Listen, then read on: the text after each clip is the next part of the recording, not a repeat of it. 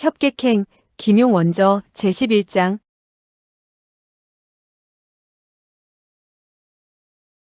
한참 동안 두 사람은 말이 없었다. 오랜 시간이 흐른 후에야 수아는 여전히 고개를 숙인 채 말했다. 저도 당신이 좋은 사람이라는 것을 알고 있어요. 더군다나 공교롭게도 그 뱃속에서 저희들 두 사람은 한 베개를 베지 않았어요? 저는 차라리 죽는 한이 있더라도 다른 남자를 따르지 않을 거예요. 그녀의 말은 하늘이 이미 자기네들 두 사람을 하나로 뭉치게끔 안배했기 때문에 석파천이 꽁꽁 묶여서 자기의 선실 침대 위로 떨어지게 되었고 한 이부자리에서 하룻밤을 지냈다는 뜻을 함축하고 있었다. 다만 그녀는 그러한 말을 하기가 부끄러워 한 베개를 베게 되었다고 말했지만 그 말을 할 때의 그녀 음성은 모기 소리처럼 작아서 거의 들리지 않을 정도였다. 석파천은 그녀의 그와 같은 말이 한평생을 같이 하자는 맹세임을 몰랐다. 그는 그녀가 그저 자기에게 좋은 말을 하고 있다는 것을 알고 기뻐했다. 만약에 이 섬의 소저 할머니와 우리 세 사람만이 살게 된다면 그 얼마나 좋겠소? 영원히 이곳에서 함께 살 텐데 말이요. 한데 백대엽과 정불삼 할아버지가 쫓아오고 있으니 정말 가슴이 조마조마해서 살기가 어렵구려. 수아는 고개를 치켜들었다. 정불삼과 백대엽은 두렵지 않아요. 그녀는 잠시 여유를 두었다가 다시 입을 열었다. 저는 훗날 당신이 저를 죽일까봐 두려워요. 석파천은 급히 말했다. 나는 차라리 자결을 했으면 했지 당신을 죽이지는 않을 것이요. 수아는 손바닥을 편 채 눈앞에 들어올리고 물끄러미 들여다보았다. 나뭇잎 사이로 비춰든 햇살에 그녀의 섬섬 옥수가 백옥처럼 하얗게 빛나고 있었다. 석파천은 그만 참지 못하고 그녀의 손에 입을 가져가 입술을 갖다 댔다. 아! 수아는 깜짝 놀라 급히 손을 움츠리더니 얼굴을 새빨갛게 붉혔다. 그녀는 갑자기 숨이 차는지 나무에 기대어 서서 가쁜 숨을 몰아 쉬었다. 석파천은 당황하여 말했다. 수아 낭자, 저를 너무 탓하지 마십시오. 저는 당신에게 감히 잘못을 저지르려고 그런 것은 아니었습니다. 앞으로 다시는 이런 일이 없을 것입니다. 수아의 이마에서 비지땀이 흘러내렸다. 그녀는 왼손을 뻗쳐 그의 거친 손을 꼭 잡으며 부드럽게 말했다. 당신은 잘못하지 않았어요. 다음에 또 그래도 괜찮아요. 석파천은 크게 기뻐서 그녀의 보드라운 손을 어루만졌다. 그러나 감히 입술을 갖다 대지는 못했다. 수아는 호흡을 조절하더니 말했다. 당신이 저와 할머니의 막힌 혈맥을 타통시켜주고 있지만 언제나 정상으로 회복이 될는지 걱정이 돼요.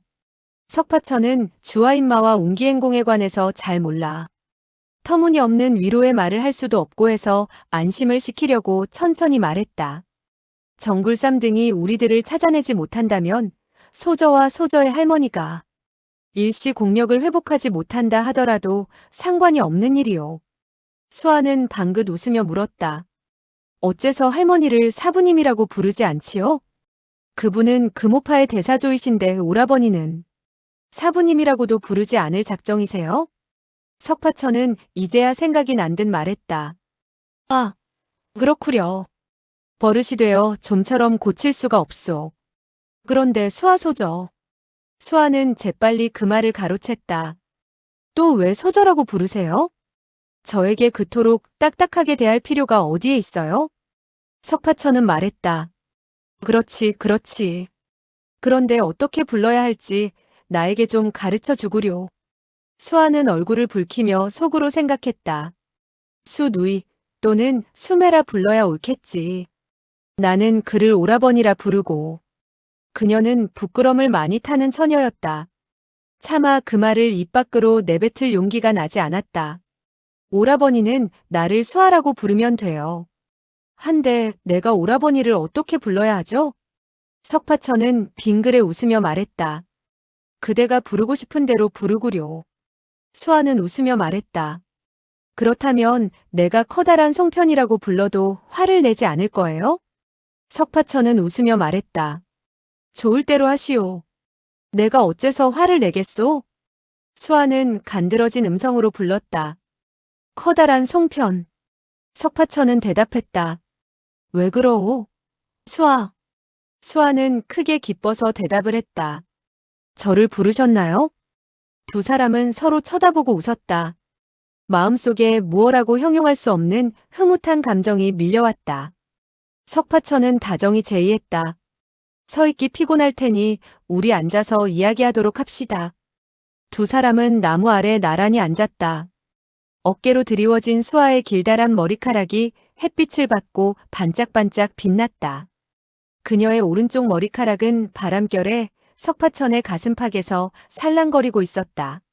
석파천은 그 머리카락을 손으로 가볍게 쓰다듬었다.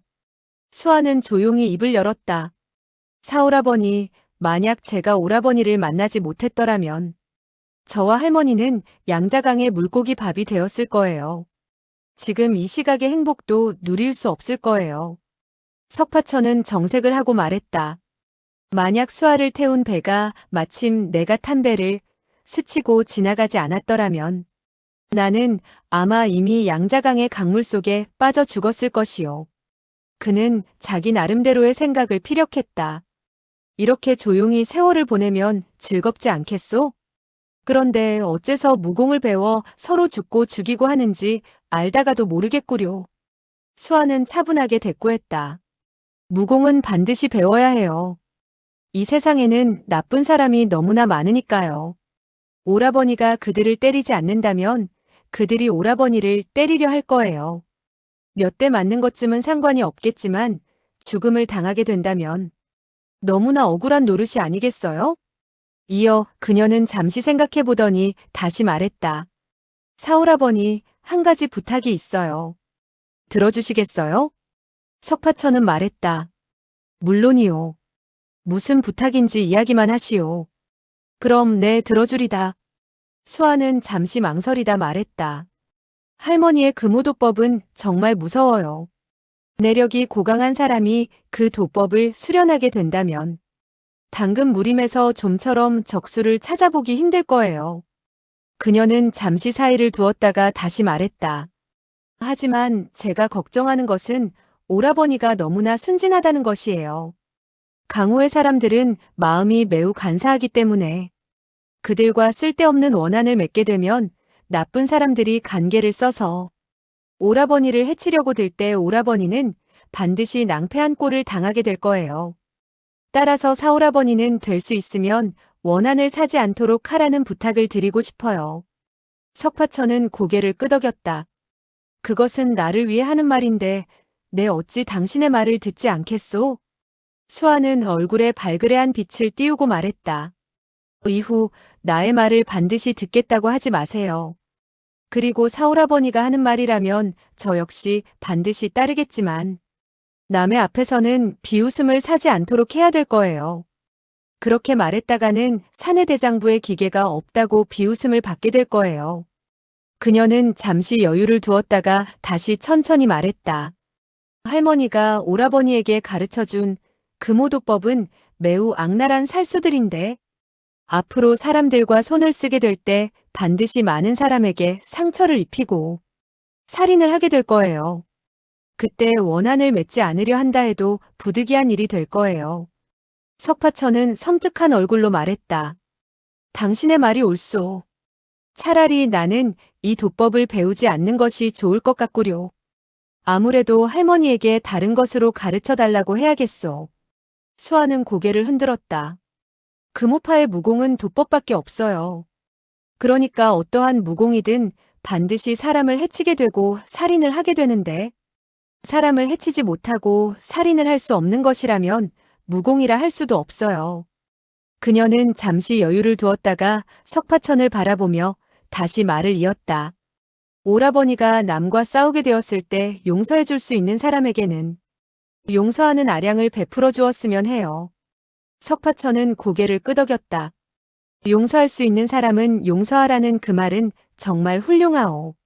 수아, 당신은 정말 총명하구려. 그와 같이 좋은 말을 할 줄 알다니. 수아는 미소를 지었다. 제가 어찌 그토록 총명할 수 있겠어요? 그 말은 어느 시인이 쓴 식귀예요. 석파천은 마른 침을 삼키며 물었다. 그런 시가 있어? 그를 모르는 그인지라 어리벙벙하기만 했다. 수아는 그를 한번 바라보았다. 그녀는 두 눈에 의아한 빛을 띄웠다. 그가 정말 모르는 것인지 아니면 알고도 모르는 척하는 것인지 알 수 없었다. 그녀는 일시 대답하지 못하고 한참 동안 생각에 잠기다가 천천히 입을 열었다. 상대방을 용서하려면 천하무적이 되어야 해요. 그렇지 않을 때는 상대방에게 목숨을 구해달라고. 빌 수밖에 없는 것인데 비겁하게 빌 수는 없잖아요. 사오라버니, 사람을 용서해주라는 것은 좋은 사람을 용서해주라는 것이지 나쁜 사람을 용서해주라는 것은 아니에요. 오라버니가 마음이 착해서 살수를 펼치지 않는다면 상대방은 그 기회를 이용하여 암수를 써올지도 몰라요. 그렇게 된다면 오라버니가 해를 입게 되는걸요. 오라버니, 저는 옛날에 어떤 사람이 절초를 펼치는 것을 보았는데 매우 절묘했어요. 제가 한번 펼쳐 보이겠어요. 그녀는 석파천의 곁에 놓인 그 녹슨 칼을 들고 천천히 자세를 가다듬었다. 그녀는 칼을 수평으로 들더니 앞으로 한 발짝 전진하며 칼날을 왼쪽으로 베어냈다.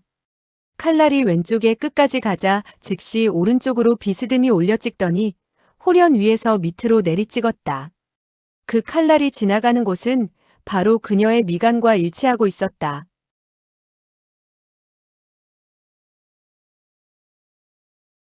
석파천은 그녀의 옷깃이 나풀거리고 자세가 아름다운데 정신이 팔렸다.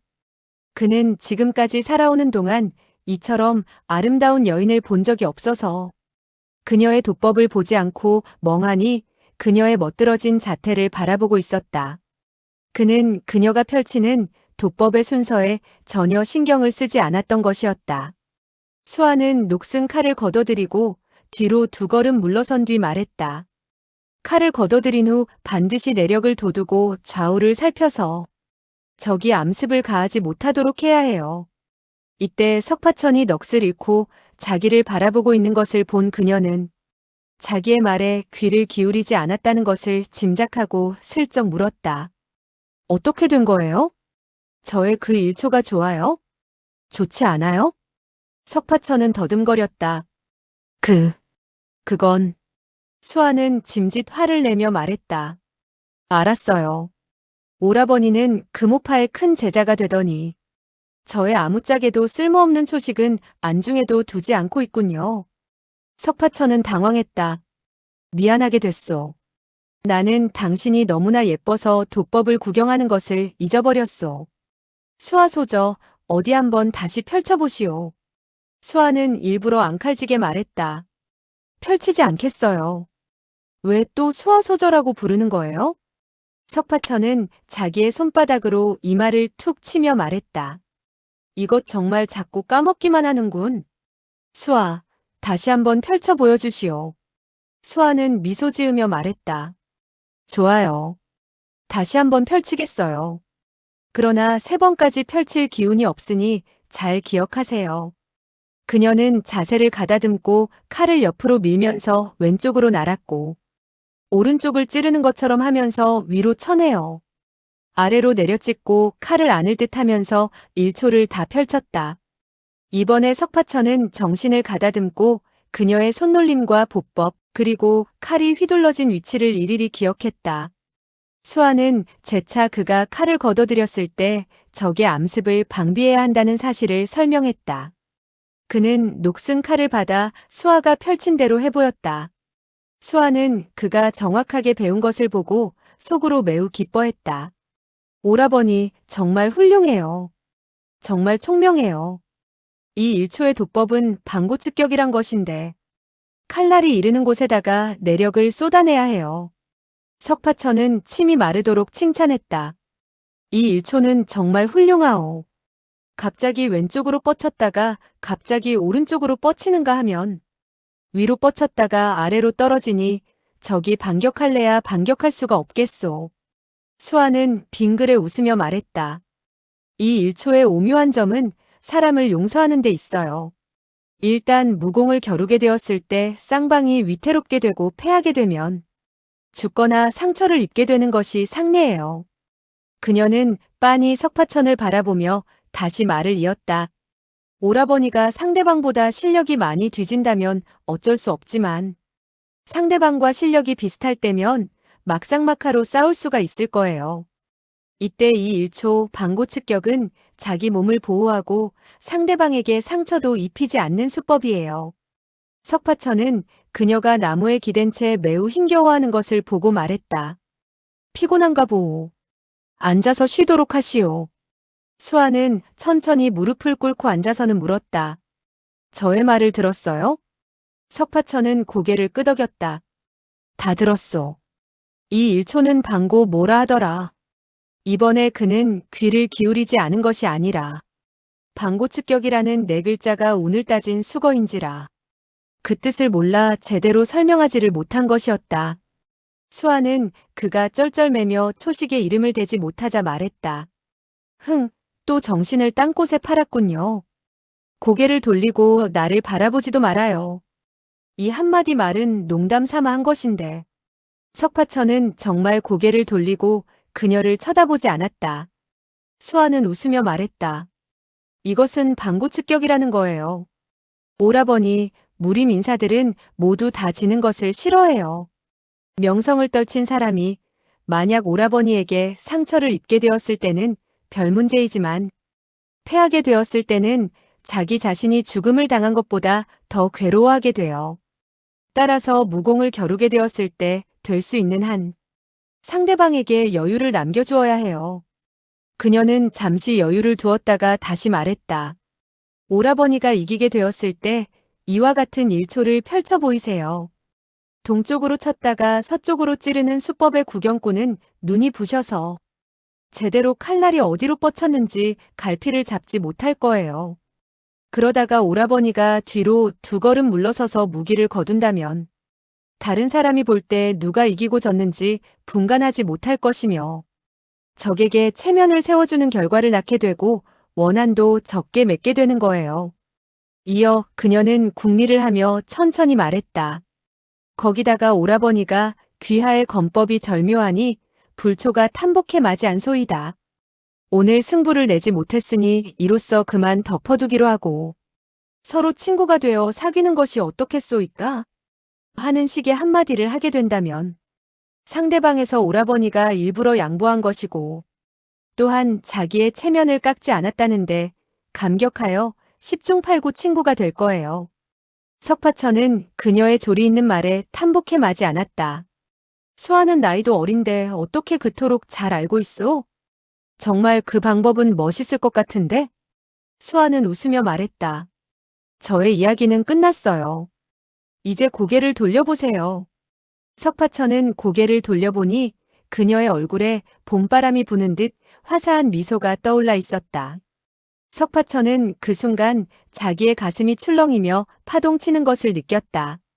수아는 부끄러운 듯 얼굴을 붉혔다.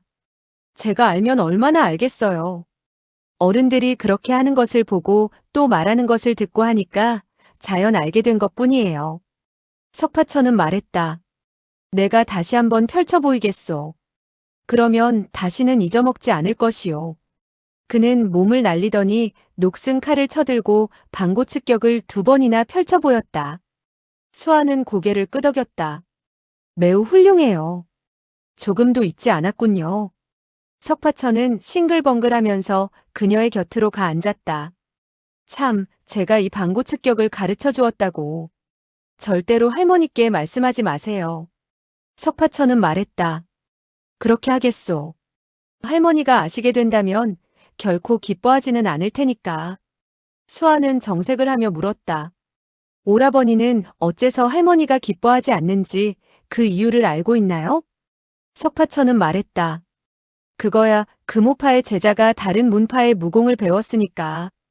할머니가 좋아하지 않는 것도 당연하지 않겠소? 수아는 빙그레 웃었다. 호호. 금오파라니. 할머니도 정말 어린애 같으시단 말이에요. 석파천은 빙긋이 웃었다. 정말 할머니는 어린애 같은 데가 있어. 정불사 할아버지가 병나도에 가서 쉬시라고 할 때 갔다 오면 되는 것을 왜 하필이면 강물 속으로 빠져 자살을 해야 하는지 그것이 바로. 그는 잠시 여유를 두었다가 다시 말했다. 기껏해야 병나도가 놀기 좋은 곳이 아니라는 것뿐이지. 큰 상관이 있는 일은 아니잖소? 내가 보기에 정불사 할아버지는 할머니에게 퍽 잘 대해주고 있는 것 같았소. 할머니가 계속 그에게 욕지거리를 퍼붓는데도 그는 성질을 내지 않았소. 오히려 할머니가 그에게 매우 거칠게 대들곤 했지요. 수아는 미소 지었다. 제자가 사부님을 비난하다니 제가 할머니에게 일러바치겠어요. 할머니가 크게 화내실 거예요. 석파천은 그녀가 하는 말을 듣고 약간 당황해서는 말했다. 아니요. 다시는 그런 말을 하지 않겠. 수아는 그가 당황해하는 것을 보고 이렇게 얌전한 사람을 골리는 것은 나쁘다고 생각했다. 그녀가 석파천에게 방고측격이라는 일초를 가르쳐준 데는 그녀 나름대로의 고충이 있었다. 그녀는 부드러운 어조로 말했다. 오라버니, 나에게 한 가지 약속해 주세요. 다른 사람과 손을 쓸 때 살인을 하지 않고 사람을 해치지도 않으며 상대방의 체면도 깎지 않겠다고 말이에요. 오라버니가 약속을 해주시면 고맙게 생각하겠어요. 그리고 저는 보답할 길이 없어 먼저 이곳에서 큰절을 하여 사의를 표하겠어요. 그녀는 즉시 몸을 굽히고 큰절을 하려고 했다. 석파천은 깜짝 놀라 말했다. 아니, 어째서 나에게 큰절을 하시는 게요? 그는 다급한 김에 자기 자신 역시 큰절로서 발례했다. 이때 십장 밖에서 여자의 녹이 어린 음성이 들려왔다. 쳇, 염치 없는 것들. 당신은 다른 여자와 또다시 천지교배의 예식을 올리는군요. 바로 정당의 음성이 아닌가. 석파천은 깜짝 놀라고서 일어서며 부르짖었다. 아이고, 띵땅이다. 아니나 다를까 정당이 숲 저쪽에서 이쪽으로 달려오고 있었고 그녀의 뒤로 정불삼이 따르고 있었다. 석파천은 두 사람을 발견하자 그만 혼비백산하고 말았다. 재빨리 그는 허리를 굽히고 수아를 팔에 안고서 꽁지가 빠져라 하고 달아났다. 정불삼의 신법은 번개같이 빨랐다. 몇 번 몸을 날리지 않아 이미 석파천을 추월해 그의 앞길을 가로막았다. 석파천은 어이쿠 하는 비명을 지르면서 비스듬히 왼쪽으로 몸을 날렸다. 그는 경공신법이 정불삼에 비하면 훨씬 뒤떨어지는 데다가 한 사람을 안고 있으니 삽시간에 길이 막히곤 했다. 이 무렵 정당 역시 그의 등 뒤로 쫓아오게 되었는데 석파천은 그녀의 손에 유엽도가 빛을 발하고 있는 것을 보고 속으로 더욱 놀라 마지 않았다. 이때 정당이 노해 부르짖었다. 그 계집년을 내려놓아. 내가 단칼에 그녀를 찔러 죽이고 말겠다. 그렇지 않으면 우리 두 사람은 끝장이니 그리 알아라. 석파천은 깜짝 놀라 말했다. 안 돼. 안 돼. 정당은 휙하니 칼을 들어 수아의 머리통을 내려치려고 했다. 석파천은 깜짝 놀라 두 발로 땅을 차며 몸을 옆으로 날렸다. 그는 정당이 혹시나 수아를 죽이게 될까봐 자기도 모르게 기운을 쓰게 되었는데 기운은 신과 융화되고 그리하여 기운은 뜻에 따라 생겨나게 되었다. 한 줄기 웅후한 내력이 발바닥에서부터 뻗어나오자 휙하니 그의 몸뚱이는 허공을 떠올랐다. 그의 몸은 제일 키가 큰 나무의 높이보다 더 높이 솟아올랐다. 그와 같이 높이 치솟게 되자 정불삼과 정당은 깜짝 놀라게 되었으며 석파천은 허공에서 큰 소리로 비명을 내질렀다. 어이쿠! 이와 같은 상태에서 아래로 떨어지게 된다면 발목이 부러질 것이고 정당의 손에 수아가 죽음을 당하게 될 것이라고 그는 생각한 것이었다. 이와 같은 생각을 하게 되었을 때 그는 한 소나무 가지 위에 내려서게 되었다. 당황한 그는 힘주어 그 나뭇가지를 발로 차려고 했다. 좀 더 멀리 피하자는 생각에서였다. 그 순간 뚝 하는 소리와 함께 나뭇가지가 부러지면서 그의 몸뚱아리는 앞으로 수장을 퉁기듯 날아갔다. 나무를 스치는 바람소리가 휙휙 일며 그의 몸은 쏜살처럼 빠른 속도로 앞으로 나아가는 것이었다. 이때 품속의 수아는 말했다. 아래로 떨어질 때 기운을 가볍게 쓰세요. 그리고 좀 더 탄력 있게 발로 차도록. 그녀의 한마디가 끝나기도 전에 석파천의 두 발이 다시 한 그루 소나무 가지 위로 떨어지게 되었다. 석파천은 그녀의 말대로 무릎을 슬쩍 구부려서는 약간의 공력을 거두어들였다. 그 순간 그 나뭇가지가 출렁이면서 아래로 약간 굽혀졌으나 부러지지는 않았고 오히려 그는 비스듬히 앞쪽으로 퉁겨날 수 있었다.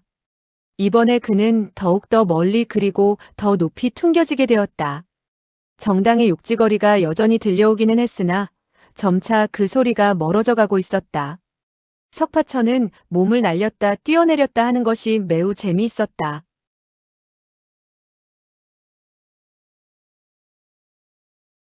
수아는 그의 품속에서 끊임없이 그에게 어떻게 기운을 쓸 것인가를 계속 일러주고 있었다. 원래 그는 내력이 심오한 사람인지라 경공신법의 요령을 터득하게 되자 나뭇가지 위에서 마음대로 몸을 움직이게 되었다.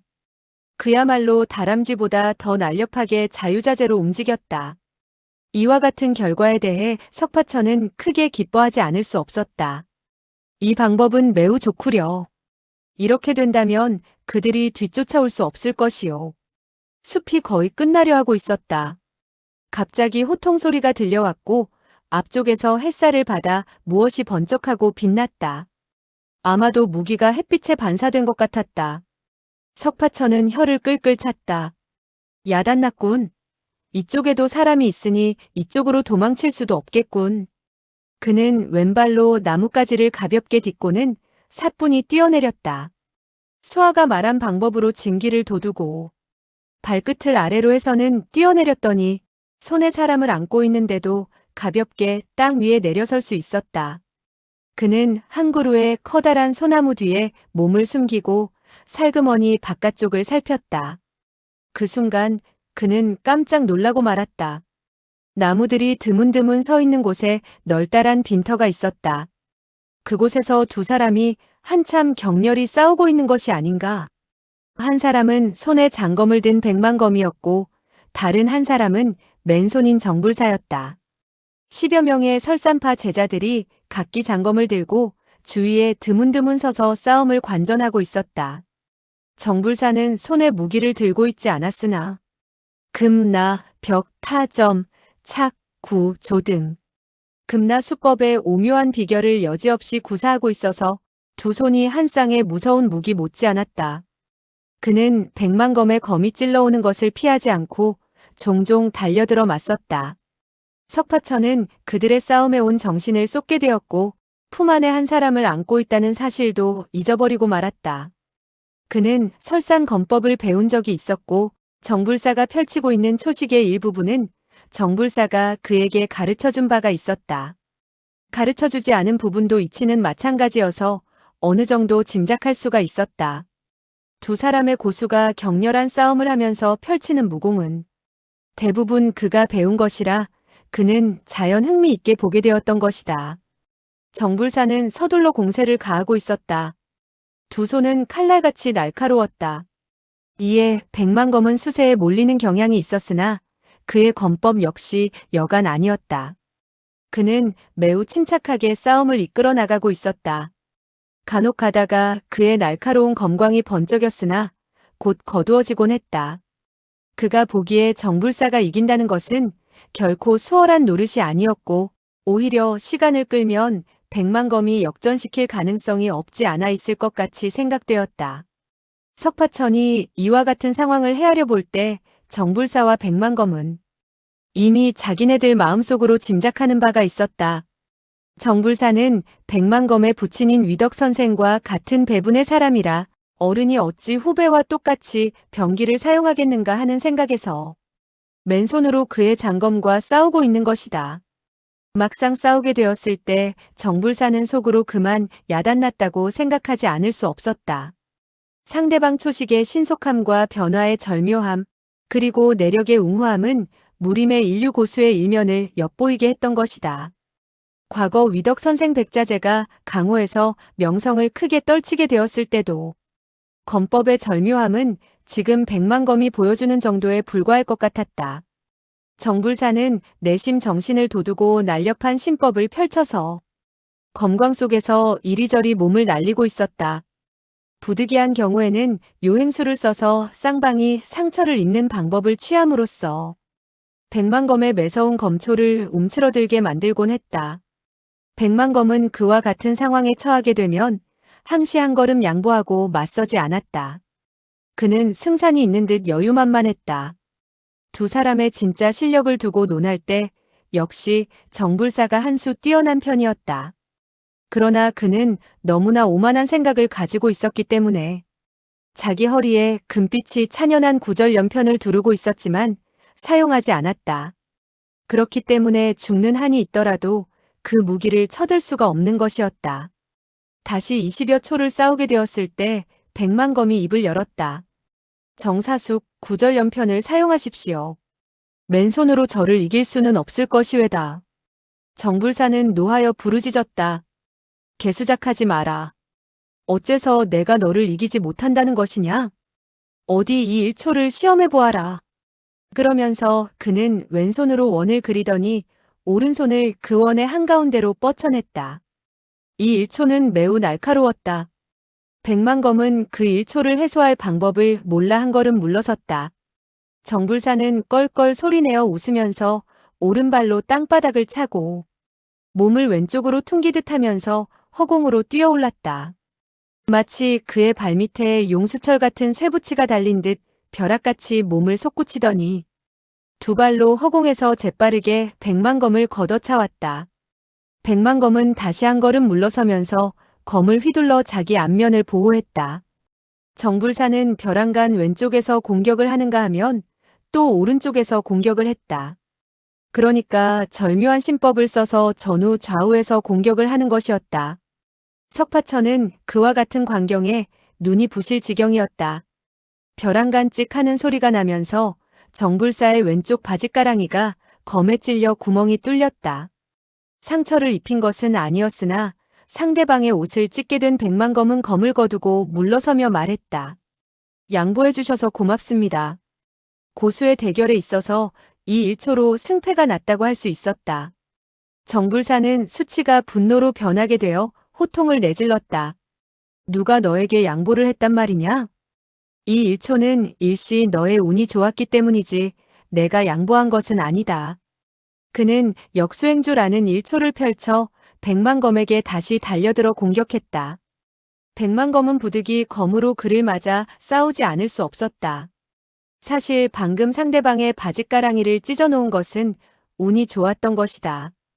백만검이 검을 뻗쳐내게 되었을 때 정불사가 발길질하게 되었는데 그 광경은 마치 자기의 바짓가랑이를 백만검의 검날에 갖다 대주는 꼴이 되었던 것이다.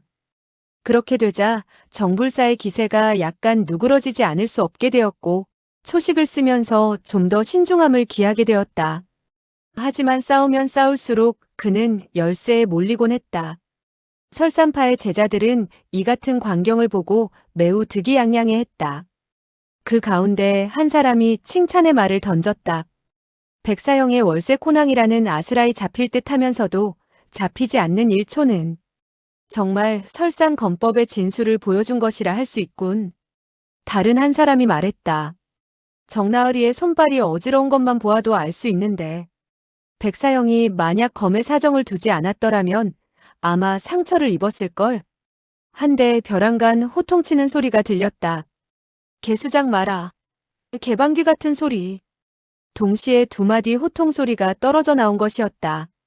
한 마디는 정불사의 입에서 나온 것인데 그것은 예상할 수 있는 일이라 별로 이상할 데가 없었다. 그런데 다른 한 마디는 동북 쪽에서 들려온 것이었다. 무사람들은 의아하여 얼른 고개를 돌리게 되었다. 그 순간 석파천이 가장 크게 놀라고 말았다. 동북 쪽에 두 사람이 어깨를 나란히 하고 서 있었는데 바로 정불삼과 정당이었던 것이다. 정불사는 부르짖었다. 간섭하지 마오. 내가 남과 다투고 있는 이때 형이 왜 간섭을 하오? 그는 온 정신을 돋워 백만검과 손을 쓰고 있었으나 형제지간이라 정불삼의 음성을 곧 알아들을 수 있었던 것이다. 정불삼은 웃으면서 말했다. 나는 아우의 무공이 최근 얼마나 증진되었는지 보고 있는 것이다. 정불사는 크게 초조해진 듯했다. 지금 형세로서는 자기가 도저히 이길 수 없는데 어릴 적부터 내가 잘났느니 다투어왔던 형이 공교롭게 나타났으니 그로서는 불편하기 짝이 없었다. 그는 큰 소리로 부르짖었다. 옆에 서 있으면 나의 심신만 흐트러 놓게 되오. 형과 이야기하느라고 무슨 정신이 있어 남과 제대로 싸울 수 있겠소? 정불삼은 웃으며 말했다. 나와 이야기할 것 없다. 너는 싸움이나 하면 될 것이 아니냐? 그는 정당에게 말했다. 넷째 할아버지는 항시 자기의 무공이 천하무적이랍시고. 거들먹거리지만 이제 너는 크게 눈을 뜨고 자세히 보아라. 너의 넷째 할아버지는 맨손으로 상대방의 검을 떨어뜨리고 무릎을 꿇고 빌게 하려는 것이다. 으하하하. 그 웃음소리를 들은 사람들은 고막이 윙윙거렸고 거북한 감을 느꼈다. 정불사는 싸우면서 호통을 내질렀다. 셋째 형, 무슨 도깨비 같은 웃음을 터뜨리고 있는 거요? 정불삼은 말했다. 너를 보고 웃는 것이다. 정불사는 노하여 부르짖었다. 왜 나를 보고 웃소? 뭐가 우습단 말이오?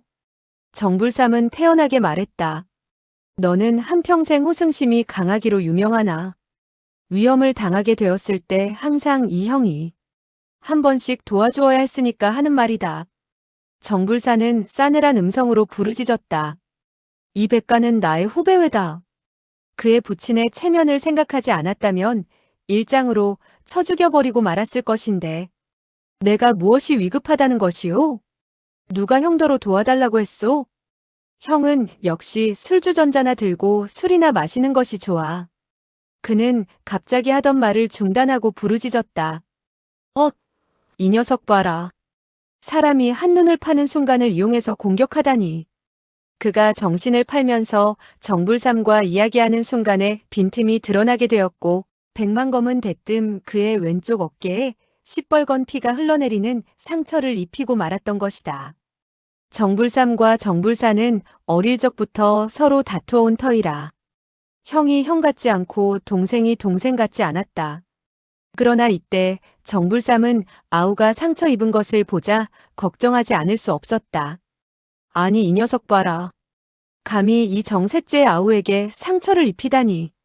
그는 몸을 약간 낮추더니 휙 하니 앞으로 쏘아지듯 나아가면서 손을 뻗쳐 백만검의 등줄기를 움켜잡으려 들었다. 백만검은 전후에서 협공을 당하게 되었으나 조금도 마음을 흐트러뜨리지 않았다.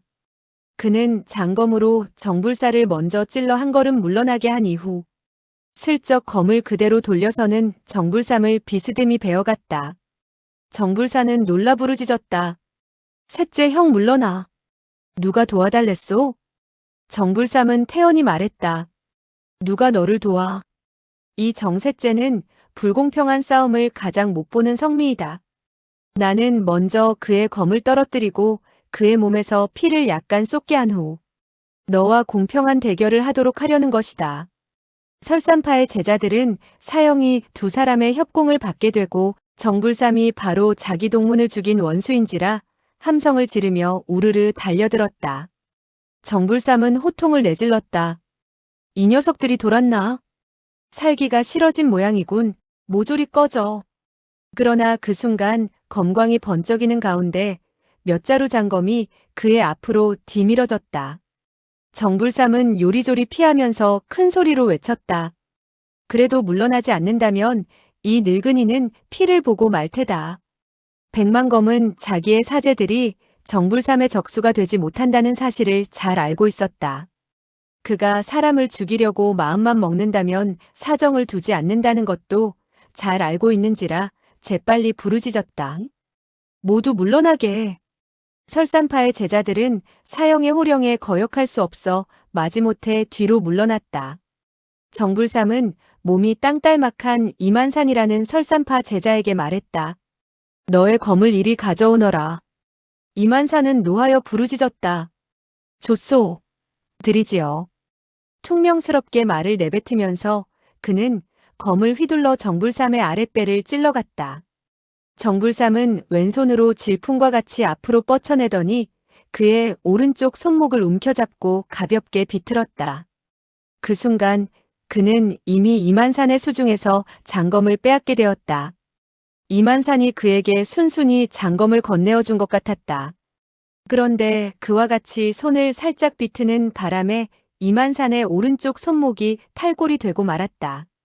곧이어 정불삼은 발길질을 하게 되었고 이만산은 곤두박질 치면서 저쪽으로 나가떨어지고 말았다. 나머지 설산파 제자들이 우르르 달려들어 도우려 했으나 정불삼은 이미 손에 장검을 들고 검의 끝을 땅바닥에 대고 백만검과 정불사 두 사람의 주위를 빙글 돌았다. 그는 약 2장 둘레의 원을 그리더니 몸을 바로 세우고 설산파의 제자들에게 담담히 말했다. 그 어느 누구든지 이 테두리 안으로 들어서기만 한다면 지옥에 떨어질 줄 알아라. 백만검은 침착함을 잃지 않고 있었으나 마음속으로 여간 초조하지 않았다.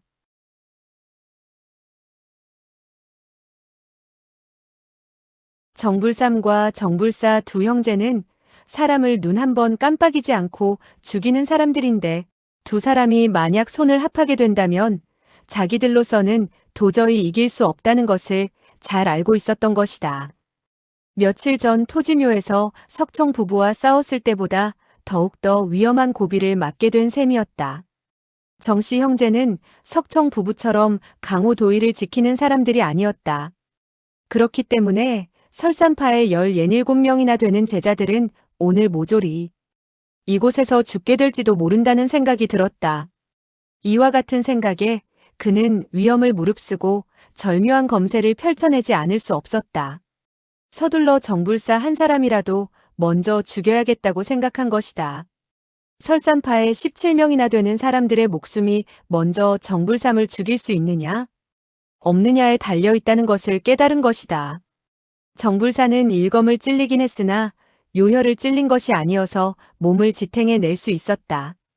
백만검은 속전속결을 하려 하자 검초가 매섭긴 했으나 정확함과 예리함을 잃게 되고 오히려 전보다 더 못한 결과를 가져오게 되었다. 정불사는 두 손을 빠르게 휘두르며 그 장검이 번뜩이고 있는 사이를 오락가락했다. 민첩하고 매섭기 이를 데 없는 모습이었다.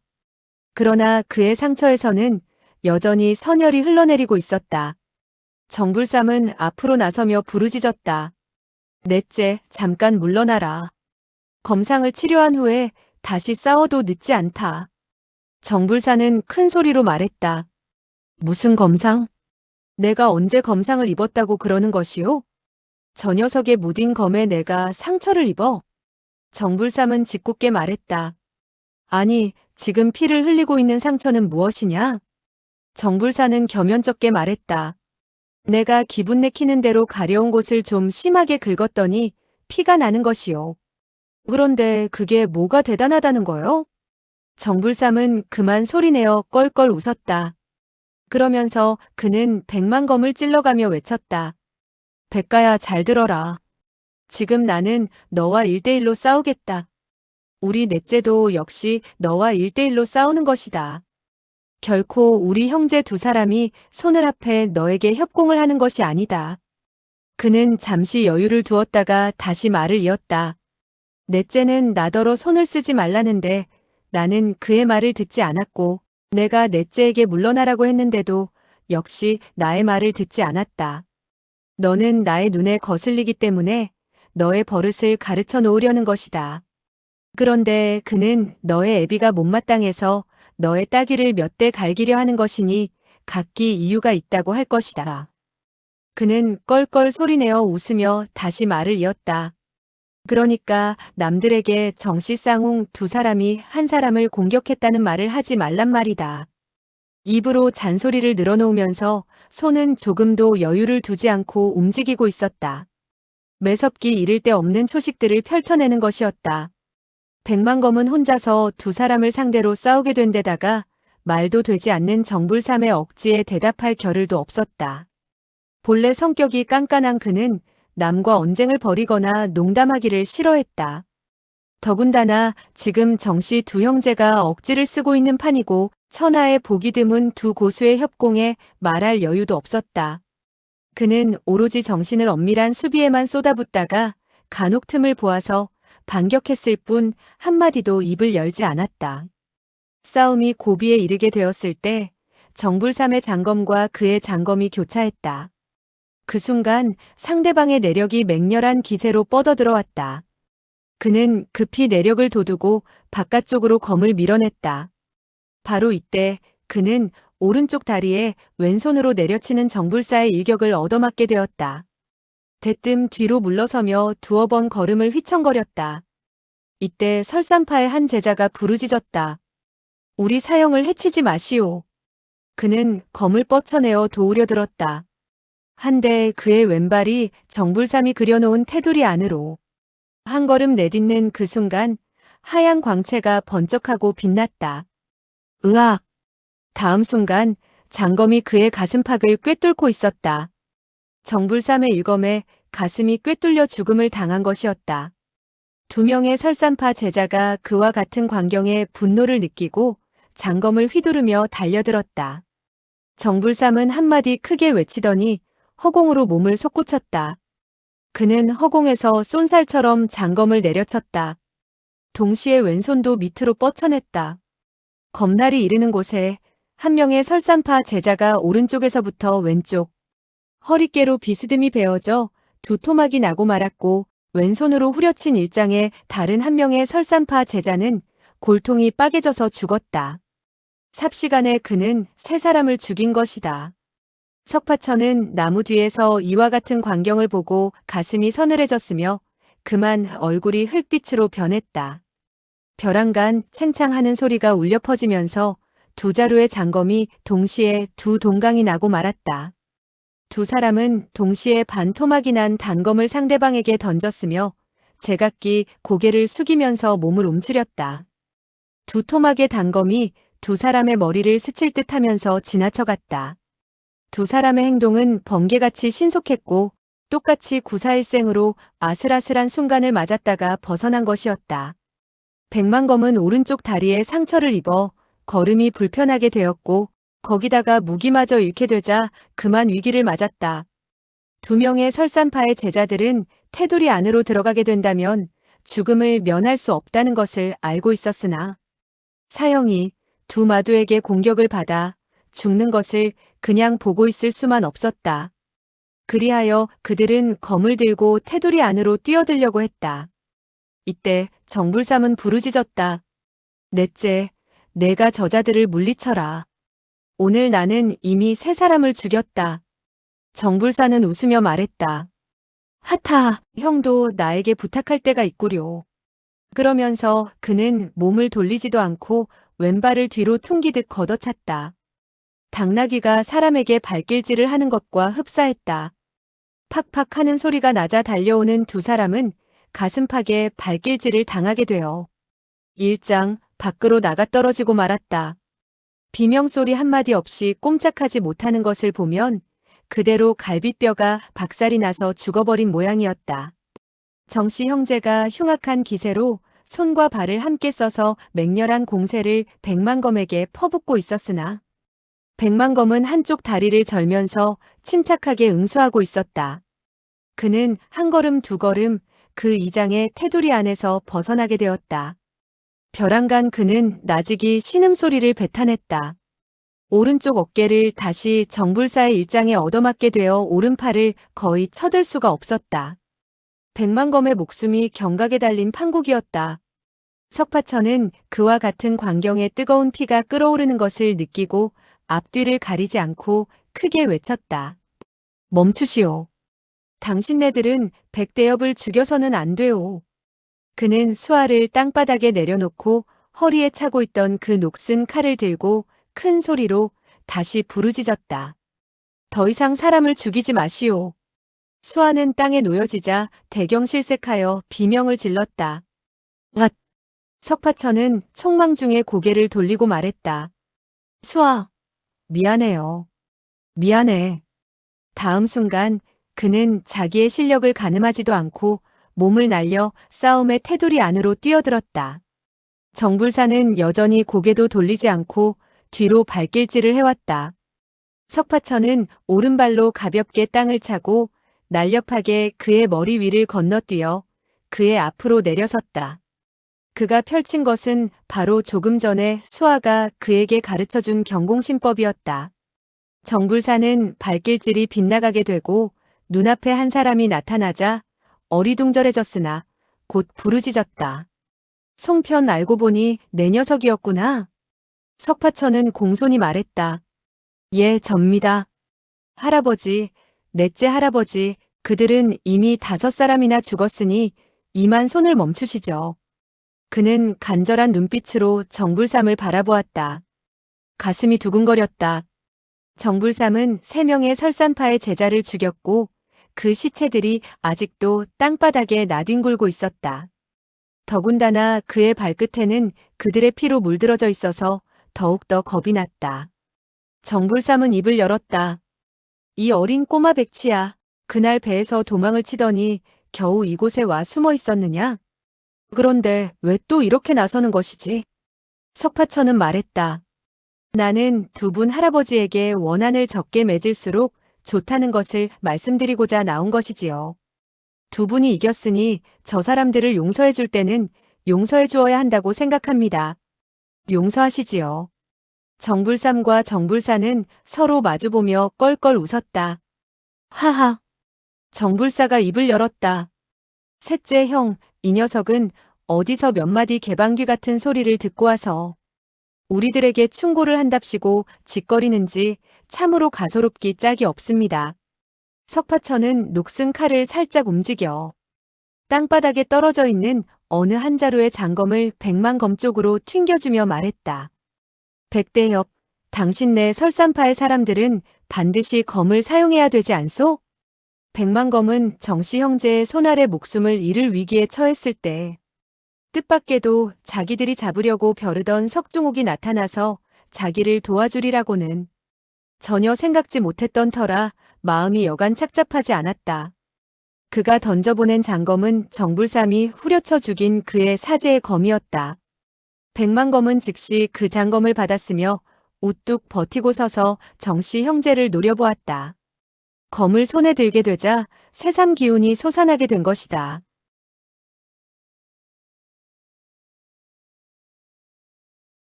정불삼은 그 광경을 보고 욕설을 퍼부었다. 이 백치야, 저 백가로 말하면 바로 내 녀석을 잡아서 죽이려고 했던 사람이 아니냐? 그날 노부가 내 녀석을 도와 구해주지 않았더라면 내 녀석의 목숨이 지금까지 붙어 있겠느냐? 석파천은 고개를 끄덕였다. 그렇습니다, 할아버지. 저는 매우 고맙게 생각하지만 그렇기 때문에 저 역시 백대엽에게 사람을 용서할 수 있을 때 용서해주라는 말을 하려던 참이었습니다.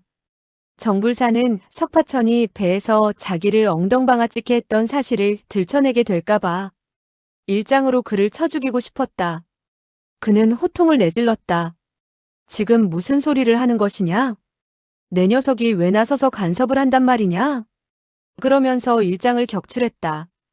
이번에 산호파가 옆에 없으니까 그는 조금도 꺼릴 것이 없었다. 흑운만천이라는 이 일초는 그가 석파천에게 가르쳐주지 않은 무공이었다. 백만검은 석중옥이 바로 지금과 같은 상황에서 정불사의 날카로운 일초에 격살당하는 것을 바라지 않았다. 그는 검을 뻗쳐 노지횡사라는 일초를 펼쳐 비스듬히 찔러갔다. 석파천은 녹슨 칼을 휘둘러 장자절지라는 일초를 펼쳐 정불사의 손을 내려치려고 했다. 정말 이상한 노릇이었다. 2사람의 일도 일검의 초식은 본래 서로 상극하는 것이었으나 함께 펼쳐지자 지극히 엄청난 위력을 보이는 것이 아닌가. 삽시간에 칼과 검은 정불사를 검형과 도광으로 뒤덮어버리는 것이 아닌가. 정불삼은 다급한 소리로 부르짖었다. 조심해. 도광과 검새는 날카롭기 이를 데 없었다. 그가 도와주려고 했으나 맨손인지라 도검으로 이루어진 광망 안으로 뛰어들 수가 없었다. 정불사 역시 깜짝 놀라고 말았다. 그는 다급한 김에 그만 땅바닥에 몸을 대굴대굴 굴러 도광의 테두리 밖으로 간신히 물러나서는 몸을 일으켰다. 그리고 보니 상대방이 휘두른 칼과 검의 옆으로 무수히 많은 하얀 털이 펄펄 날리고 있었다. 그는 자기의 아래턱을 만져보았다. 아래턱 턱수염이 한 움큼 잘려나가고 없었다. 정불사는 놀람과 분노에 휩싸이게 되었고 정불삼 역시 깜짝 놀라고 말았다. 백만검 역시 천만 뜻밖이 아닐 수 없었다. 다만 석파천만이 자기의 그 1초에 실린 내력의 우무함과 도법의 절묘함이 당금 3대 고수로 하여금 깜짝 놀라게 했다는 사실을 모르고 있을 뿐이었다. 정불삼은 아직도 얼떨떨한지 놀란 음성으로 외쳤다. 좋다. 우리들도 무기를 사용해야겠다. 그는 땅바닥에서 한 자루의 장검을 주워들고 부르짖었다. 넷째, 잘난 척 개방귀 같은 수작을 부리지 말고 채찍을 뽑아들어라. 그는 검의 끝을 흔들더니 석파천을 찔러왔다. 석파천은 임기응변의 능력이 없었다. 검이 찔러오는 것을 보고 그는 그만 당황하고 말았다. 어떤 초식을 펼쳐야 할지를 몰랐다. 백만검은 옆에서 명타설해라는 일초를 펼쳐 도왔다. 그 일검에 석파천은 깨닫는 바가 있어서 즉시 청규납타라는 일초를 펼쳐 칼등을 허공에서부터 내리쳐 누르는 듯한 공격을 상대방에게 가했다. 녹슨 칼이 무디기는 했으나 그의 내력이 막강한지라. 정불삼은 그만 자기의 검초가 정체하는 것을 느끼지 않을 수 없었다. 다행히 정불사가 이때 허리에 두른 금용 구절 연편을 뽑아들고 구원의 손길을 뻗쳤기 때문에 정불삼은 그 기회에 번쩍 몸을 날려서 피할 수가 있었다. 백만검은 풍사망망이라는 일초를 펼쳤고 석파천도 잇따라 대침사라는 일초를 펼쳤다. 한 칼과 한 검이 한치의 빈틈도 없는 조화를 이루고 있었다. 이렇게 되자 머리 위로 광풍과 노란 먼지가 내려누르는 것 같았고 아래로는 거칠은 바다의 세찬 파도가 밀려드는 것 같았다. 정불사 형제는 일제히 비명소리를 내지르지 않을 수 없었다. 석파천의 내력의 강맹함은 이루 형용할 수 없는 것이었고 그가 배운 무공 역시 절묘하기 이를 데 없었다. 다만 연습이 부족하고 임기응변의 경험이 없기 때문에 적의 초식을 보고 어떤 초식을 펼쳐 상대해야 될지 모르는 것이 커다란 결점이었다. 그가 배운 금오도법은 최후의 1초를 제외하고는 설상검법을 제압하기 위해서 만들어진 무공이었다. 더군다나 사노파가 그에게 무공을 전수할 때 설상검법을 설명하면서 지도를 해주었던 터였으나 당황한 그는 미처 생각해볼 겨를도 없이 백만검이 어떤 초식을 펼치면 그도 덩달아 그에 상응하는 초식을 펼쳐내곤 했다. 그렇기 때문에 백만검의 노지횡사와 석파천의 장자절지가 함께 펼쳐지게 되었고 백만검이 명타설해를 펼치게 되었을 때 그는 청규납타라는 초식을 휘두르게 된 것이었다. 금오도법이 설상검법의 극성이긴 하지만 서로 상극이기 때문에 함께 펼쳐지게 되었을 때 쌍방의 초식 가운데 드러나는 빈틈을 모조리 메꿀 수 있는 무궁한 위력을 나타내게 되는 무공으로 변한 것이었다. 백만검은 이때 놀람과 의아함이 극도에 달하게 되었다.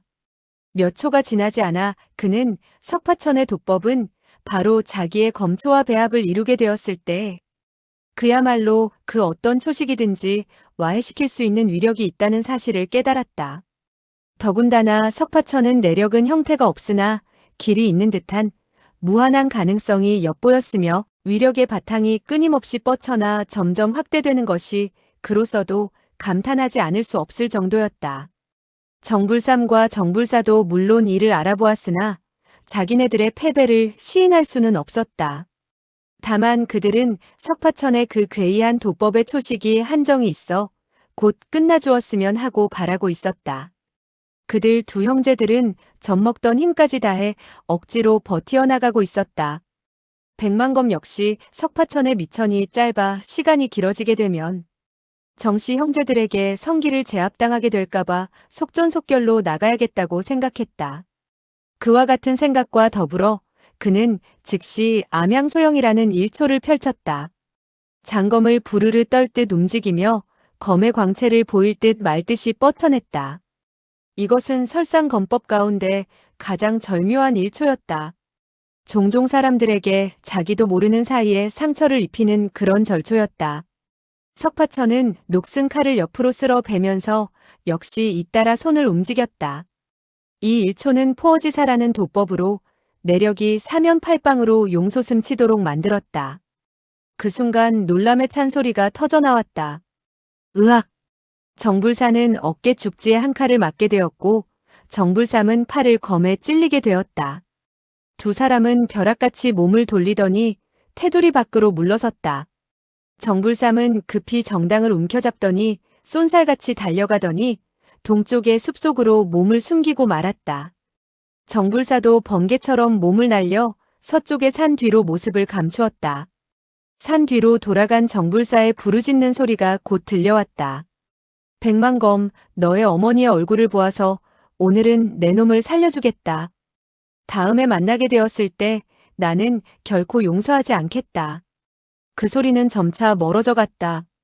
땅바닥에는 곳곳에 피가 뿌려져 있었으며 풀밭 위에 5구의 시체가 나뒹굴어져 있었다. 설산파의 제자들은 서로의 얼굴만 쳐다볼 뿐 분노와 놀람, 그리고 의혹에 사로잡혀서는 넋을 잃고 서 있었다. 백만검은 옆으로 얼굴을 돌려 석파천을 바라보았다. 일시 비통함과 슬픔 그리고 부끄러움 등 착잡한 심정에 얽혀들게 되었다. 고맙다는 생각도 적지 않게 우러났다. 석파천이 만약 손을 쓰지 않았더라면 설산파 10여 명의 목숨은 모조리 그곳에서 끊어지게 되었으리라는 것을 새삼 상기하지 않을 수 없었다. 그는 길게 한숨을 내쉬며 물었다. 자네 그 도법은 누구에게 전수받은 것인가? 석파천은 자랑스럽게 말했다. 산호파가 가르쳐 주신 것이요. 모두 73초인데 당신네들의 설상검법보다 한 수가 더 많으며 1초가 설상검법의 극성이외다. 백만검은 코웃음을 쳤다. 매 초식이 설상검법의 극성이라고? 너무나 건방진 말이군. 도대체 산호파가 누구인가? 석파천은 침착한 음성으로 말했다. 산호파 바로 우리 금호파의 계산조사이시며 또한 나의 사부님이고 나는 금호파의 제2대 수제자올시다. 백만검은 그만 대노해서 냉랭히 외쳤다. 자네가 사문을 인정하지 않는다면 그만둘 일이지 또 금호파에 투신을 해. 그는 갑자기 생각이 난 듯 중얼거렸다. 금호파? 금호파라니 들어본 적이 없는데? 무림에는 그와 같은 문파가 없네. 석파천은 이미 그가 화를 내고 있다는 것을 모르고 계속 설명을 했다. 우리 사부님께서는 태양이 나오게 되면 눈이 녹고 만다고 했소이다. 그렇기 때문에 설산파의 제자들은 금호파를 만나게 된다면 그저 원래 그는 큰 절을 해서 용서를 빌 처지에 놓일 뿐이라는 한마디를 하려고 했다. 그는 철이 들지 않았지만 바보는 아닌지라. 설산파의 제자 앞에서 그와 같은 말을 한다는 것은 상대방을 모욕하는 것이라는 사실을 상기하고 즉시 입을 다문 것이었다. 백만검은 안색이 새파래져서 말했다. 우리 설산파의 제자가 너희 금호파를 만나게 된다면 어떻게 된다고? 다만 어떻게 한다는 것인가? 석파천은 고개를 흔들었다. 그 한마디 말을 듣게 된다면 기분이 나쁠 것이니까 이야기하지 않겠소이다. 역시 사부님의 그 말씀은 좀 지나치다고 생각하오이다. 백만검은 분노로 인해 음성이 떨려 나왔다. 크게 패하여 꽁무니가 빠져라 도망친다는 말이겠지? 석파천은 고개를 끄덕이며 말했다. 우리 사부님의 뜻도 대략 그렇토이다. 백대엽께서는 화를 내지 마십시오. 우리 사부님은 아마도 농담으로 그런 말씀을 하셨겠지요. 백만검은 오른쪽 다리와 오른쪽 어깨를 정불사의 손에 얻어맞았던 터라. 지금 고통을 감당하기가 어려운 처지였다. 그러나 석파천의 한마디 한마디가 자기 문파를 모욕하는지라. 도저히 참을 수가 없었다.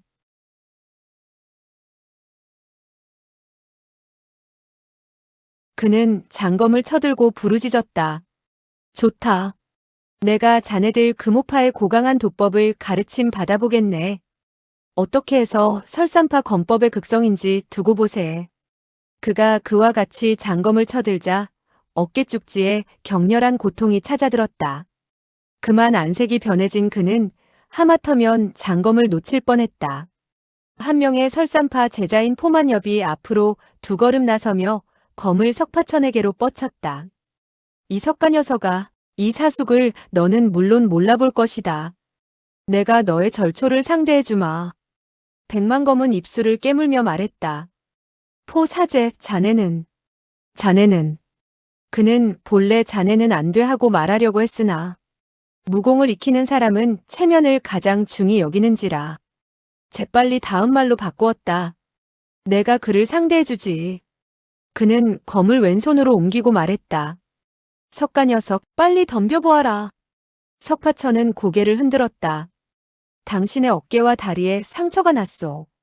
그러니 더 겨룰 필요가 없다고 생각하오. 더군다나 나는 당신에게 이길 수 없는 것이 분명하지 않소? 백만검은 그 말에 어이가 없었다. 자네는 감히 설산파를 모욕할 용기가 있으면서 나와 검을 겨룰 용기가 없다는 말인가? 그는 장검을 뻗쳐 매설쟁춘이라는 일초를 펼쳐 석파천의 머리 위로 검화를 뿌리면서 찔러왔다. 왼손으로 쓰는 검이라 오른손만큼 날렵할 수는 없었으나 날카로움은 조금도 약화되지 않았다.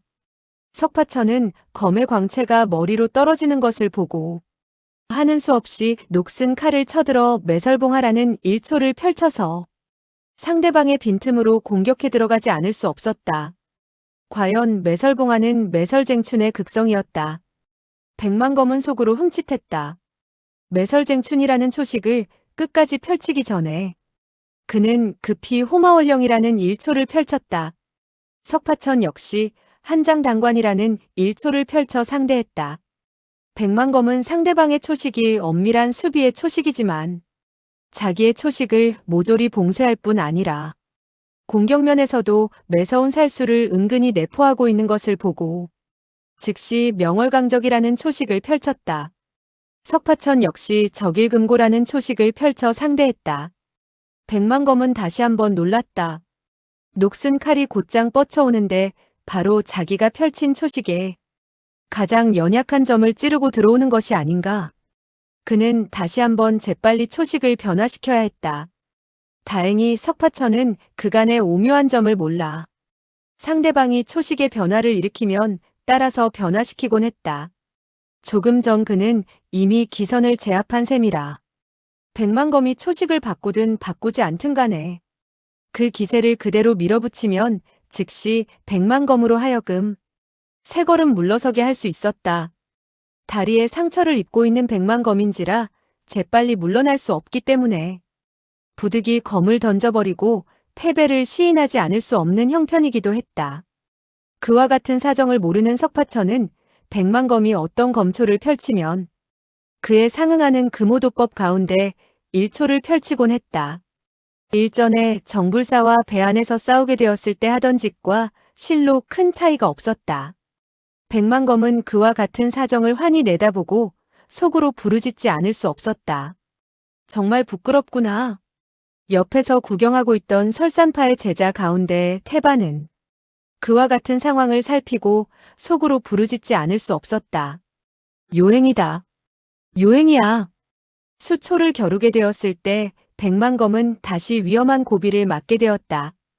그가 아무리 교묘하고도 복잡한 절초를 펼쳐낸다 하더라도 석파천은 느릿하면서도 날렵하기 이를 데 없는 도법을 펼쳐내어 항상 우세를 차지하고 있었다.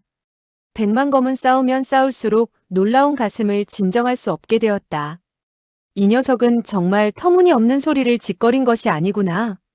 금오도법은 정말 우리 설산검법의 극성이다. 혹시 산호파라는 사람은 우리 아버님의 원수가 아닐까? 그녀는 그래서 오랜 세월을 두고 이와 같은 도법을 연구해 우리 설산파를 일패도지시키려고 하는 것이 아닐까? 30여 초를 겨루게 되었을 때 석파천의 녹슨 칼이 백만검의 왼쪽 어깨를 향해 떨어졌다. 백만검은 본래 다리를 날려 그의 팔목을 걷어차서 그 초식을 해소시킬 수 있었다. 그가 오른발을 쳐들게 되었을 때 다리의 상처 부위에 격렬한 고통이 찾아들었다. 따라서 자기도 모르게 오른쪽 무릎을 힘없이 구부리게 되었다. 다급한 김에 그는 오른손으로 땅을 짚게 되었고 그 결과 석파천에 떨어지는 칼을 막을래야 막을 수가 없었다. 그야말로 그의 왼팔이 어깨 죽지로부터 떨어져 나가려는 순간이었다. 설산파의 제자들은 그와 같은 광경에 놀람에 찬 부르짖음을 토해냈다. 그 순간에 뜻밖에도 석파천은 녹슨 칼을 거둬들이며 말했다. 이번 일은 없었던 것으로 합시다. 백만검은 왼팔에 힘을 주어 몸을 벌떡 일으켰다. 머릿속에 번개와 같은 무수한 상념이 떠올랐다. 저 녀석은 나를 이길 수 있었는데 왜 그 초식을 끝까지 펼치지 않았을까? 정말 설상검법을 제대로 배운 것 같지는 않구나. 그가 분명히 나를 이겼는데도 나에게 양보를 해주다니. 그리고 그는 다시 한번 석중옥의 성격을 더듬어 보지 않을 수 없었다. 석중옥이란 녀석은 음흉하고 교활하며 인정이 없는 녀석이다. 그는 한 칼로 나를 죽일 수 있으며 그렇게 된다면 나머지 사제들은 그의 적수가 될 수 없을 터인데 갑자기 선심을 쓰는 것은 어떤 연고일까? 그는 정말 석중옥이 아니란 말인가? 이와 같은 생각이 들자 그는 왼손의 장검을 가볍게 앞으로 내뻗쳐 조천세라는 일초를 찔러냈다. 설산파 제자들은 모두가 하고 놀랐다. 이 조천세는 설산파의 검법이 아니었다. 제자들이 처음 문화로 들어서게 되었을 때 근고를 단련시키고 기력을 솟아나게 하는 12식의 기본 재강 가운데 하나였다. 정말 평범하기 이를 데 없는 간단한 초식이라 기억하기도 수월한 것이었다. 무공을 익히는 데 이점이 있지만 이 초식으로서 적과 상대할 수는 없었다. 무사람들은 그가 그와 같은 초식을 펼치자 깜짝 놀라고 말았다. 백만검이 중상을 입고 이미 검을 펼칠 힘이 없어진 것이 아닌가 하고 생각했던 것이다. 그런데 뜻밖에도 석파천은 멍청해지고 마는 것이 아닌가. 그는 조천세라는 일초를 한 번도 본 적이 없었고 산호파도 그것을 파해할 도법을 가르쳐주지 않았던 터라 어떻게 해소시킬지 그는 알지 못했다. 기안서북의 장검 앞에서 그 누가 일순간이나마 멍청하게 서 있을 수가 있겠는가. 석파천이 주저하게 되는 순간 백만검의 장검은 번개와 같이 곧장 그의 가슴팍 앞으로 디밀어졌으며 어느덧 검의 끝은 그의 가슴팍을 겨누고 있었다. 어떠냐? 석파천은 어리둥절하여 말했다. 이 일초는 무슨 검법이지요? 나는 어째서 배운 적이 없을까요? 백만검은 생사가 일촉즉발에 도달한 이때 무슨 검법이냐고 묻는 것을 보고 그의 담력에 탐복하지 않을 수 없었다. 자네는 정말 배운 적이 없는가? 석파천은 고개를 끄덕였다. 백만검은 처량한 어조로 말했다. 내가 지금 자네의 목숨을 빼앗는다는 것은 손바닥 뒤집기보다 더 쉬운 노릇이다. 그러나 조금 전 정씨 형제의 포위 공격을 받았을 때 자네가 도움을 준 은덕을 생각해서 죽이지 않겠다. 우리는 서로 한 목숨을 구해주었으니 누구도 빚을 지지 않게 되었으니 이후부터 금오도법이 설산검법의 극성이라는 말을 하지 않기 바란다. 석파천은 고개를 끄덕여 보였다. 원래 내가 백대엽을 이길 수 없다고 하지 않았소이까? 말하지 말라면 다시는 이야기하지 않지요. 그는 잠시 생각에 잠기는 듯 하더니 다시 말했다. 백대엽, 이제 나는 알 것 같소. 방금 그 1초의 검법도 깨뜨릴 수 있을 것 같구려. 갑자기 그는 가슴팍을 움츠렸다. 그러자 가슴팍이 안으로 며칠 정도 움츠러들었다. 그는 손에 든 녹슨 칼을 비스듬히 쳐올렸다. 팍 하는 소리가 나면서 칼과 검이 교차되는 순간 백만검의 손에 들린 장검이 단번에 두 토막이 나고 말았다. 백만검은 안색이 크게 변하고 말았다. 왼발로 훌쩍 땅바닥에 한 자루의 장검을 튀어오르게 하여서 다시 손에 쥐고 휙휙휙 하니 3검을 찔러냈는데 모두 다 설산파의 입문초식으로 신속함이 번개와 같았다. 석파천은 금세 눈이 어지러질해질 정도였고 곧 손과 발이 어지럽게 되었다. 그 순간 손목을 검에 찔렸다. 그는 녹슨 칼을 더 이상 잡고 있을 수가 없어서 땅바닥에 떨어뜨렸다. 다음 순간 상대방의 장검은 다시 그의 가슴팍을 겨누고 있었다. 곧이어 백만검은 가볍게 손목을 떨쳤다. 석파천은 놀라 부르짖었다. 어이쿠. 그가 고개를 떨어뜨리고 바라보니 가슴팍에 가지런히 6개의 구멍이 나 있었으며 선혈이 옷자락 안으로부터 그 구멍으로 스며 나오기 시작했다. 깊이 찔리지는 않았으며 그렇게 아픈 줄도 느낄 수 없는 일검이었다. 설산파의 제자들은 일제히 외쳤다. 훌륭한 설화육출이군. 백만검은 석파천을 바라보더니 입을 열었다. 수고스럽지만 자네가 대신 영사에게 설산파에서 신뢰가 많았다고 이야기해주게. 그는 석파천이 설산파의 가장 간단한 입문의 재간도 모르는 것을 보고 결코 시치미를 떼는 것은 아님을 깨달았다.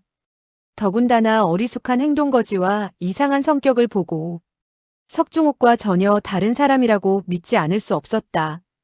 그는 마음속으로 생각했다. 그는 나의 목숨을 구해준 은인이다. 조금 전 한 칼로 나의 어깨를 내려치지 않은 것은 분명히 손에 사정을 둔 것이다. 석중옥이든 석중옥이 아니든 간에 오늘은 그를 죽일 수도 사로잡을 수도 없다. 금오파가 어쩌고저쩌고 큰소리친 데 대해서 설화육출로서 징계를 한 것으로 끝내야겠다. 그는 장검을 던지고 사제의 시체를 안아들었다. 그는 사제의 죽음을 슬퍼하는 한편 또한 자신의 무능함에 가책을 느꼈다. 5명의 사제가 정씨 형제의 손에 죽음을 당한 데 대해 그로서는 책임감을 느끼지 않을 수 없었던 것이다. 따라서 그는 그만 눈물을 주르르 흘렸다. 나머지 설산파 제자들도 4명의 시체를 안아들었다. 백만검은 한스러운 어조로 말했다. 정불삼, 정불사, 너희 2 늙은 도적들은 일찍 죽지나 말아라. 그는 무사제들에게 말했다. 우리들은 가세. 그들은 숲속으로 사라졌다. 그 누구도 석파천을 한 번도 뒤돌아보지 않았다.